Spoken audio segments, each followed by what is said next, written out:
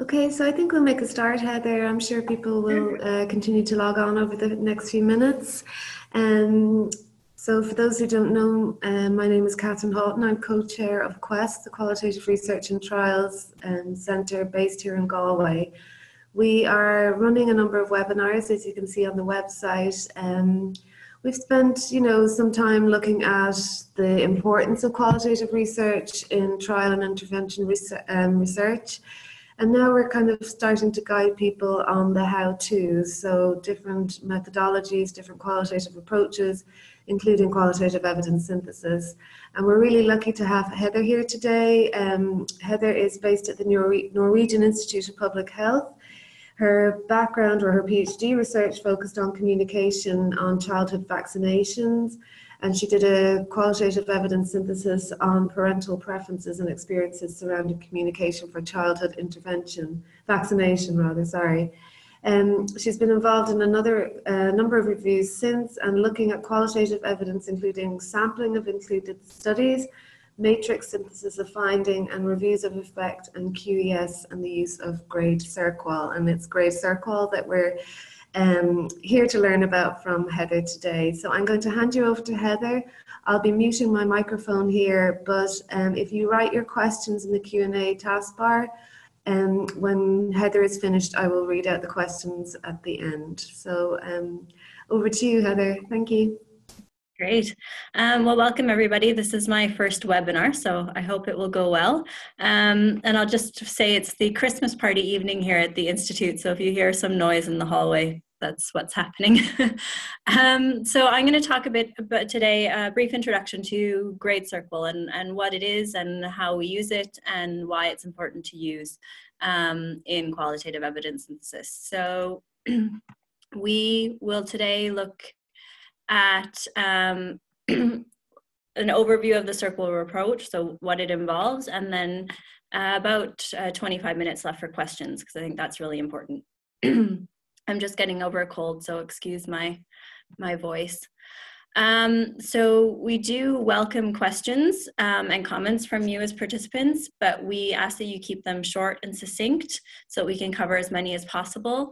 And we won't be looking at questions today on primary qualitative research methods or how to do qualitative evidence synthesis or how to methodologically assess included studies. Those are other topics that we can save for other days. So today we'd like questions directly related to applying CERQual.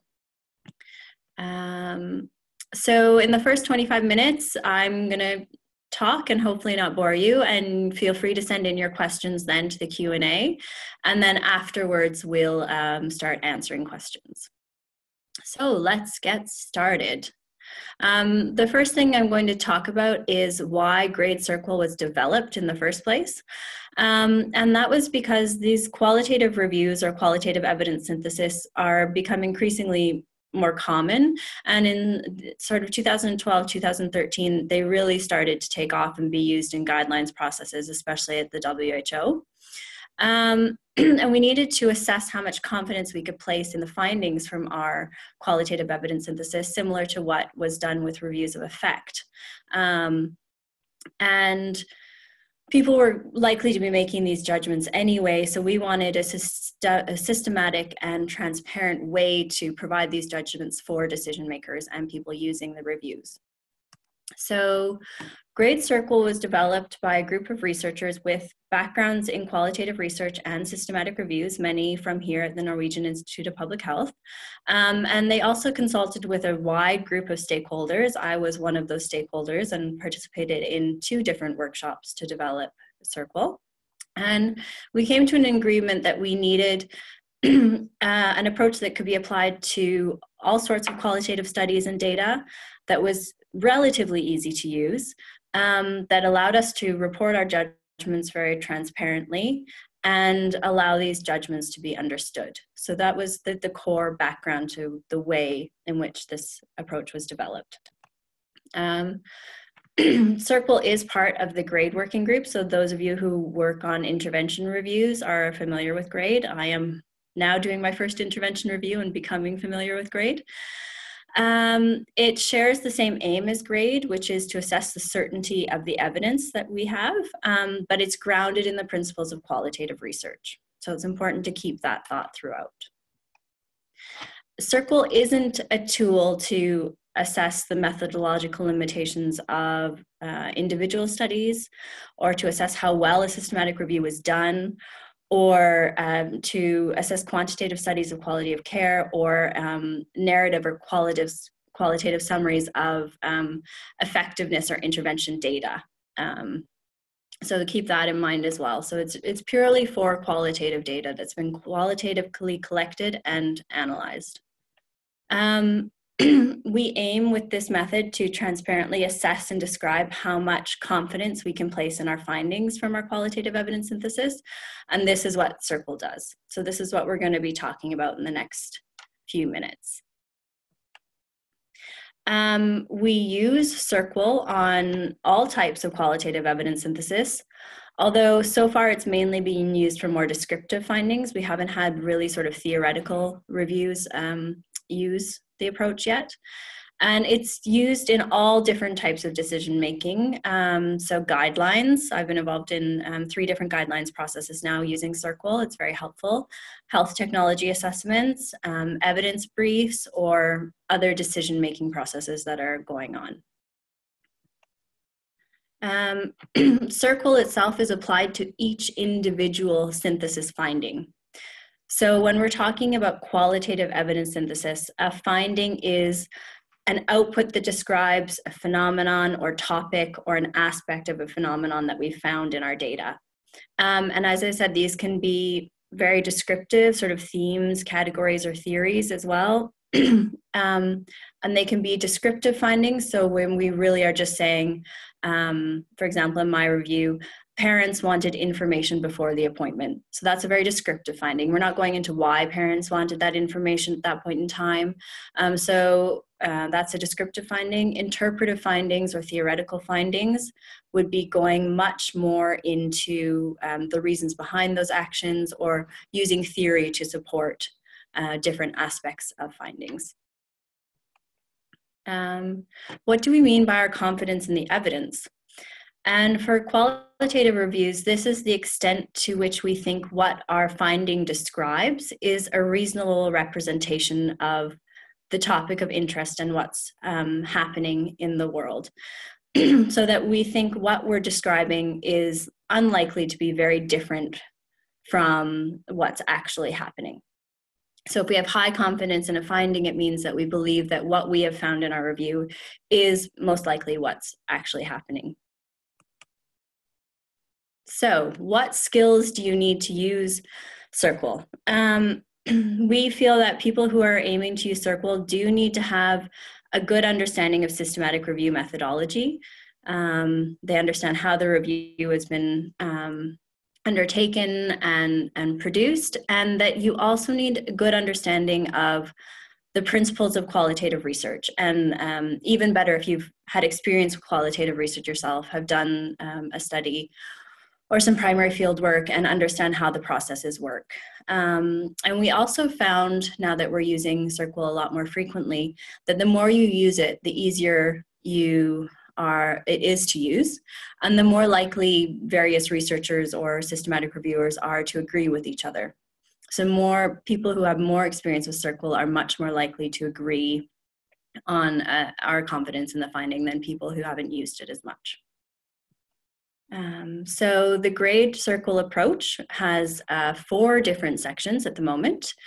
We look at methodological limitations, the coherence of the data we have, the adequacy of the amount of data we have, or the adequacy of the data, and the relevance of that data to our research objective. There's a lot of work going on now within the CERQual team, looking at how we can perhaps bring in dissemination bias as part of our evaluation, but that hasn't been fully implemented yet. So at this point, I'm going to ask Catherine to turn off my video, and we're going to look at some pictures that will make CERQual easy. So this is the scenario that we're going to be looking at today. you're a decision maker, and you as a decision maker are considering a new healthcare service. But before it's introduced, you want to know whether those who will be affected by it, including patients and healthcare workers, are likely to accept this new service. So as part of your guidelines process, you commission a qualitative synthesis. One of the findings, so remember, just one of the findings within this qualitative evidence synthesis describes women's experiences of this new intervention.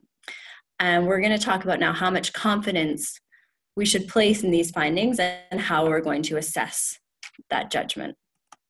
So what you want to find when you're doing a qualitative evidence synthesis is a group of studies that are all trying to answer the same question, that are all high quality, and that show a clear pattern. And this would be the ideal world. So once we've found our group of studies, we then want to look at how well they are conducted. So we're going to look at the methodological limitations of these studies. And you might find that some of the studies are done very well, and some of the studies may not have been done so well, or what we find a lot is that authors don't report certain aspects of how the studies were carried out. So this makes us unsure of how they were carried out. And when studies are not carried out so well, then we can alter our confidence in the finding, or this could lower your confidence. And this is the methodological limitations part of CERQual. And for those of you who work with GRADE, it's very similar to the risk of bias.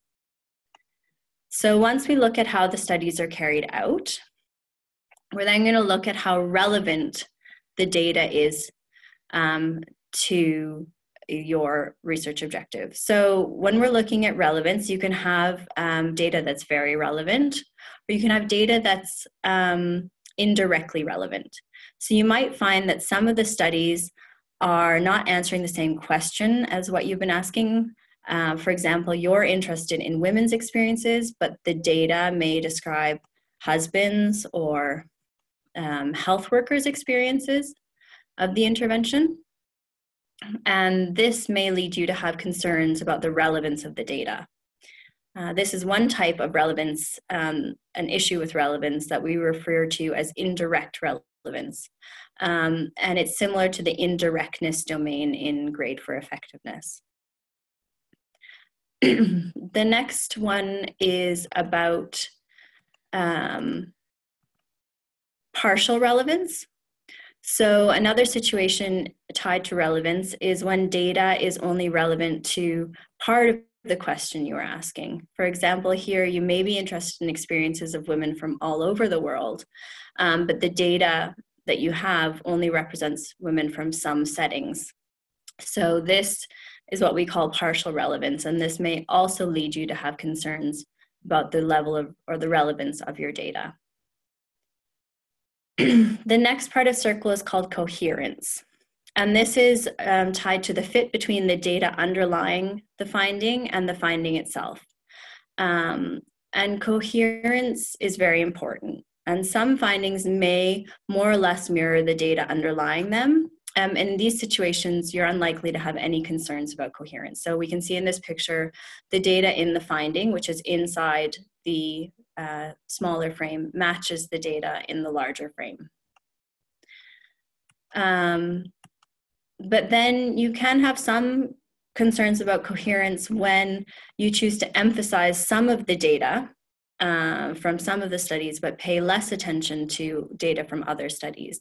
And this can lead you to write a more clear or simple finding, but you may then flag some concerns about the finding's coherence. And the third factor with coherence is when you choose to develop a finding that's more interpretive or explanatory and that points to patterns or theories. And this type of finding may be more helpful than a purely descriptive finding of the underlying data. But again, you may want to flag concerns about the coherence of this finding because you have reworked the data and made it present slightly differently. And then finally, next we're going to look at adequacy. So this is about the quantity of the data you have. So you might find that the finding is supported by data from few or very few studies, or that the data you have is from multiple studies, but that it's quite thin or superficial and it doesn't allow you to sufficiently explore or understand what's going on. And in both of these situations, you may have concerns about the adequacy of the data. So for each of the components we've looked at now, some methodological limitations, relevance, coherence, and adequacy, you need to identify your concerns and whether these concerns are no or very minor, if you have minor concerns, moderate concerns, or serious concerns for each of these 4 elements. And once you've made that assessment, you're going to make an overall assessment on your finding, which will be high confidence, moderate confidence, low confidence, or very low confidence. So that explanation was quite quick. So we're going to take some time now and just talk a little bit more about the 4 components. So the first component we're going to look at again is methodological limitations. And this simply is the extent to which there are problems in the design or conduct of the primary studies used to support your review finding. How well were they done or carried out? And we're less confident in a finding when we identify problems in the way that the studies were designed or conducted. Currently, there's no recommended quality appraisal tool for qualitative studies, but you should, as a team, make a assessment on which tool you would like to use and how you are going to assess the quality of the included studies. So that's up to each individual synthesis team at the moment. The second component, again, is relevance. So this is how relevant the body of the evidence from the primary studies is and how much it supports the review finding in the context which is specified in your review question. So it could be a global context, a local context, a country context. That's important to look at. And we're less confident when the context of the primary studies underlying the review finding are substantively different from the context of the review question. And again, here we can have partial relevance where studies only represent a certain group or a certain geographic area. You can have indirect relevance where the studies potentially are from a different participant group or a different area. And you can just have unsure or uncertain relevance if this isn't clear. So here's some examples again of indirect relevance. So if you have one included study that focused on children from 3 to 5 years, while the review was interested in children 10 to 18 years, the younger age group could be indirectly relevant. We have partial relevance when several of the included studies were on girls or asylum seekers, while the review would be interested in all children. And you have uncertain relevance when reporting in studies just isn't clear. So maybe the ages of the children in the study were unclear. The third component, again, is coherence. So this is the extent to which the finding is well grounded in the data from the primary studies and is giving a convincing explanation of the pattern that's found in the data. And we're less confident when there are a lot of variations in the data, or maybe there's a negative case in the data that's not well explained, or we can't explain the variation or exceptions that we have in our data. Then we can be a bit more worried about coherence of the data. And the last component is adequacy. And this goes back to sort of thick description and how much data you have to support your review finding. And we're less confident when the underlying data is thin or not sufficiently rich or comes from a small number of studies or a small number of participants. And we as review authors need to make this judgment. There's no sort of rule of thumb. It can be dependent on the finding.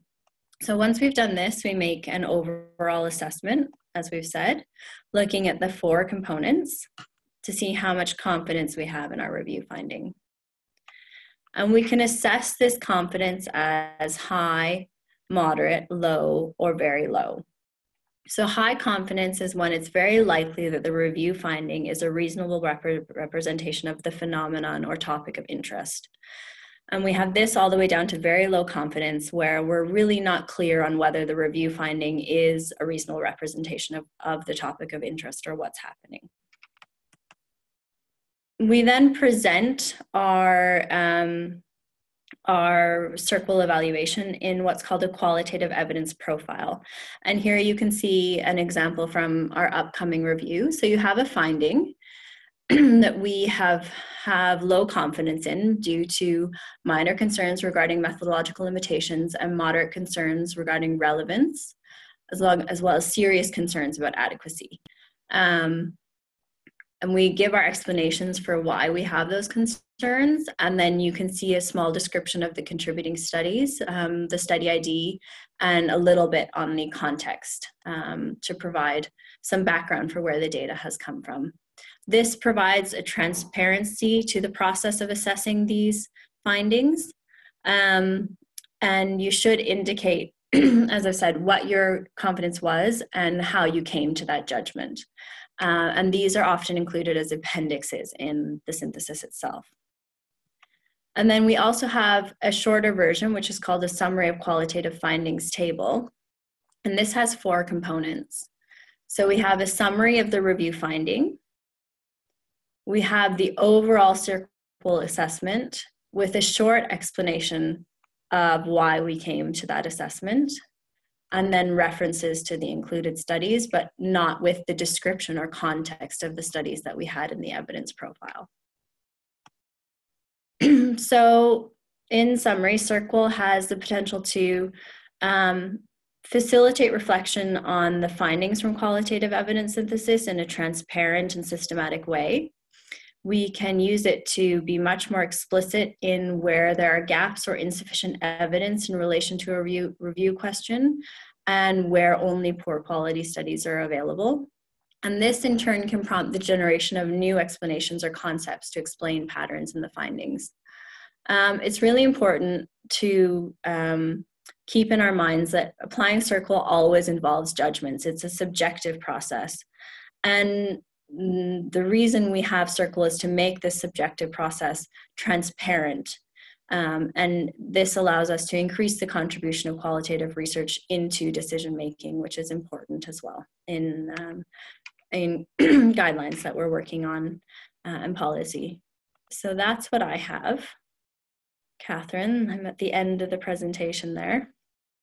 I've just unmuted myself, so hopefully people can hear me again. I'm trying to find a way to get Heather back. You may have to do that from your side, Heather. Let's see. If you can start the video again. No, because you've stopped it, so apparently you have to start it. Let's see. Video settings.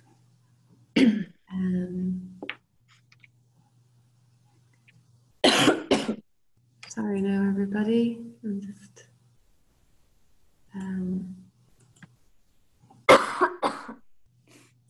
okay. Participants. Oh yes, I've got it. Great. How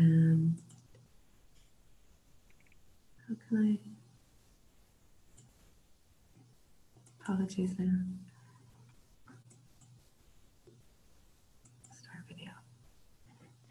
Okay, there we go. I've given you the option, is that right? Brilliant. Okay, yep. Sorry for the delay, everyone. We have a good few questions, so that's great. And thank you so much, Heather. We were just commenting here how wonderful your illustrations are. Such a manageable way to understand the different components. Having used GRADE CERQual myself, it's hard sometimes to get, there's a lot of, you have to really come to terms with it and get to grips with the different terminology. Images are really helpful in doing that. Well, that's all Claire, so you can thank Claire. We say thank you to Claire as well. So I'm just going to start with the questions, if that's okay. So we have Sinead here who's just asking the questions. When you say key findings, what do you mean? In quantitative research, it is the key outcomes that are graded.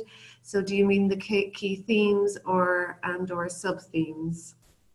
Well, I can only comment on how the reviews I've worked on have done this, but it's very similar to when you identify findings in a primary qualitative study. So we do our synthesis or our analysis of the data from the primary studies. And through that, based on our review objective, we start identifying key themes that are coming out of the data. And the key themes guide us towards our findings, but a theme isn't necessarily a finding. So for example, in my vaccination review, one of the themes of the data was different sources of vaccination information. And under that, we actually had 19 different findings, which were parents' perceptions of sort of media sources, or parents' perceptions of health workers as a source of information, or parents' experiences with the ways health workers acted or reacted to them. So they're not predetermined like they would be when you're working with an effect review, where you can see the outcomes that the trials have measured. They're a much more sort of inductive way of coming to what the key findings of the qualitative systematic review would be. I hope that's clear. It's a bit complicated.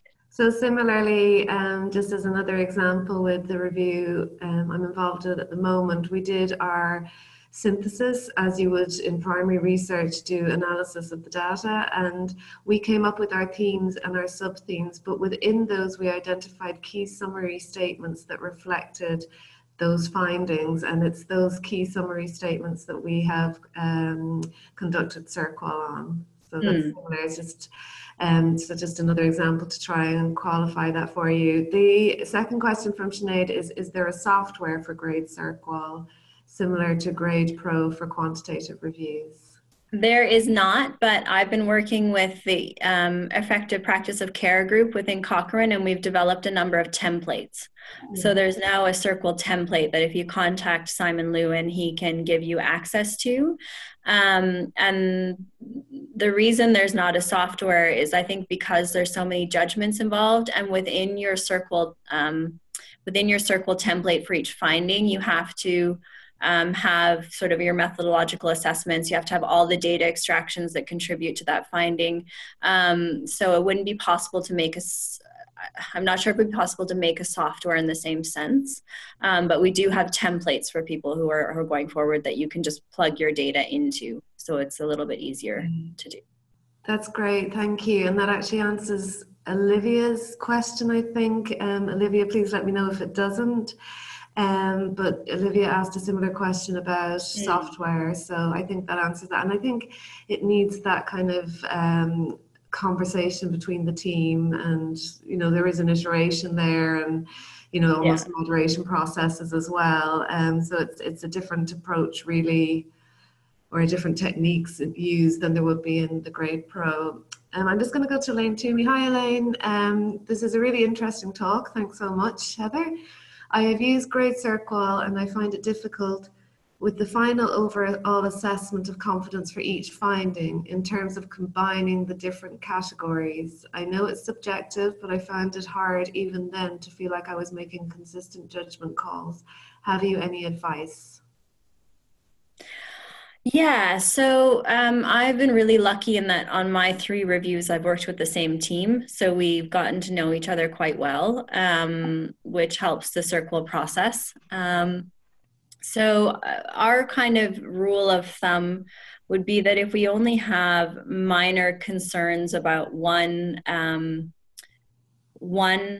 the 4 components, and we don't feel that that minor concern would have a huge influence on the reflection of that finding in the real world, then we'll leave it as high confidence.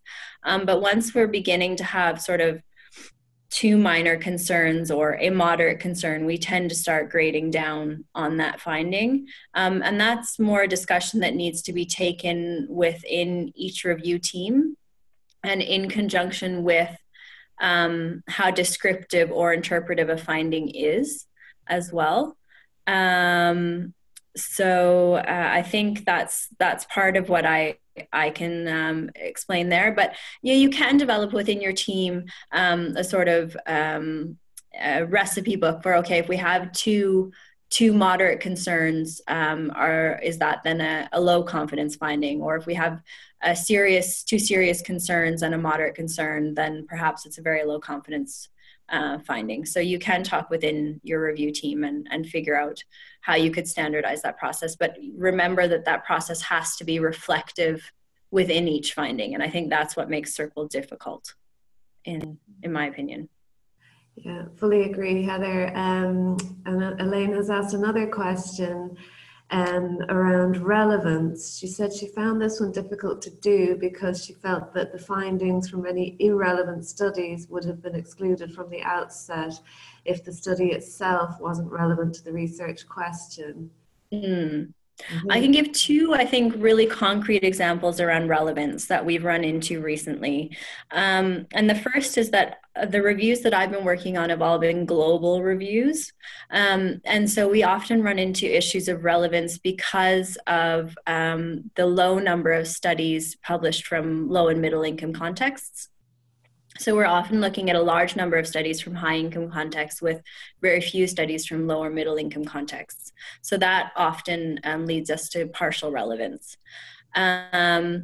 Recently in our mHealth review, so mobile health targeted digital communication for patients and the public, we ran into a new scenario that we hadn't had before, where a number of the studies we were including were hypothetical studies, so formative studies with focus groups, where the researchers would sit down with a group of people and say, if we were to develop a mHealth communication initiative such as SMSs for HIV testing, what would you want in that? Or what would you like to, what do you want in an app? And we thought that those studies were also only indirectly or partially relevant to our question because the people answer, or the information from those studies was coming from people who hadn't actually experienced the intervention. So they hadn't been receiving these SMSs to their cell phone. So they could say, oh, I think I'd want 3 SMSs a week, but they wouldn't have had the experience of receiving those 3 SMSs and seeing if that was actually, for example, the frequency of messaging that they would want. So that's another time where we've really looked at relevance. So how relevant is a hypothetical study versus a study with participants who have actually participated in an mHealth program. And then the other example I think that that comes up a lot is indirect relevance or unclear relevance. So when you've got a set of studies that are very relevant to what you're looking at, but perhaps, like in my case, we were looking at vaccinations for children under 6, but the authors don't define the age group of the children. So maybe it's children under 10, and you can't separate out the under 6s, but you still think that data is very relevant to your objective. So that would be the third, more concrete example. Thank you so much, Heather. Would you mind taking one last question? No, we have time, so. We have, or we may even have 2 more questions. I'm going to go to, just to reply from Elaine. Your answer re-relevance is really interesting. They focused, Elaine's QES focused on the experience of intervention, but we excluded the studies of people that hadn't actually experienced it, but hypothetical. Yeah, and I think that's also, again, up to the review group. We decided to take those in because they still give good data about what people would expect from things, but even though they haven't experienced them. So that's dependent on the review and how many studies you find. Yeah, also, just from my own experience, it depends on the number of studies that you have, because we had, following our screening, we had 85 relevant studies. So we had to apply the CART criteria to hone down and focus and find only the studies that would be more pertinent to the review. And I know you do work around sampling, Heather. So by the time we got to the manageable number, we actually had very relevant studies because we had a larger pool to draw from. So that's probably a little similar to what Elaine is saying about, you know, direct experience and direct relevance. Yeah. Linda would like to ask Heather, just in terms of what you said about advancing and developing GRADE CERQual in relation to dissemination, she just didn't quite catch what you meant by that. So if you could maybe Yeah, so let me just see if I actually have a slide with the publications here that we've, no, not this one. This one. So Andrew Booth and a group of researchers have been working on this question of dissemination bias in qualitative research because we really don't know much about it. And we feel I'm not sure, but I feel often when I'm writing these qualitative evidence synthesis that we're missing studies from a large part of the world, and whether this is dissemination bias or that this type of research isn't being done there, we're not sure. So that's one of the things Andrew's looking into, but also the extent to which sort of there's a lot of small qualitative studies at the master's level, and these often aren't published and we can't gain access to them. So there's a lot of work going on to sort of map what we can know about dissemination bias in qualitative research, and then the next step is to figure out how we can use this as part of CERQual to see if it should become part of that CERQual judgment or not. So I'm not that familiar with the work. I've read the 2 papers that are listed there. They're very interesting. And I'm excited to see what that group finds going forward. Brilliant, me too. That's so good. Thank you so much. We feel very privileged to have you with us today, Heather. We're hoping that maybe for those of you who haven't joined the Quest website, you may want to join, and we can keep you updated if there's any other opportunities or any other workshops around this in the near future. Also, we will be able to put this recording up on the Quest website for those of you who'd like to listen to it again. And sorry, now I can just see, oh, Linda says thank you. You're very welcome, Linda. And we'll leave it at that if that's okay. And again, thank you so much, Heather. It was really You're good. welcome. I can just say about the sampling side of things, I've just had 2 days ago, had a paper accepted to BMC medical research methodology on purposive sampling for qualitative evidence synthesis. So that hopefully will be out sometime in January, February. So there's more coming there. And we will make sure to keep in touch and look for it, and we can tweet it and promote it on the website and everything. So Yes. I look forward to that, Heather. Thank you very much.